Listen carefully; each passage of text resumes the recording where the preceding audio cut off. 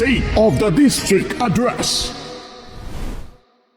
Mas mauswagon nga Bacolod City, amo ini ang ginaduso ni Deputy Speaker noong District of Bacolod, Alvi Benitez, sa iya labing-una nga State of the District Address o konsoda aton nini hibalon sa sini nga report. My role is to champion the story of every Bacolod. Nga, kahandong man ang mag-asenso ang ilan.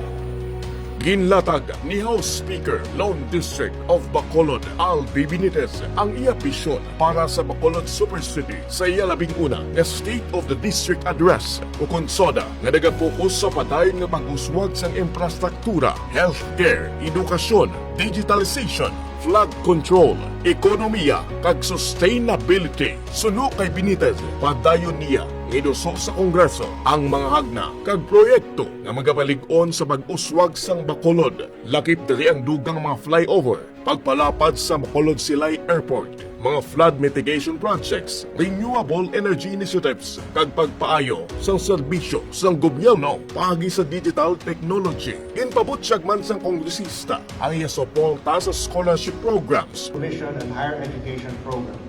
And in this coming school year, we aim to extend that support to 10,000 scholars. That will even be more than Bacolod Law. Healthcare initiatives, job creation, kag mga programa nga magbalig-on sa turismo kag negosyo agud mapataas ang kalidad sang kabuhi sang mga Bacolodnon.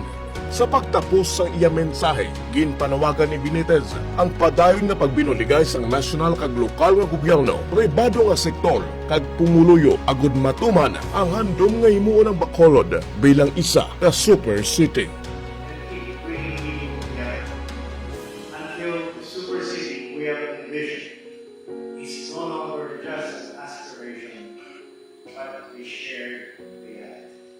Tamente, dali sa SMX Bacolod, ako, si Gedili Jimmy Salvano, para sa balita nga malapit sa pumuluyo adlaw-adlaw.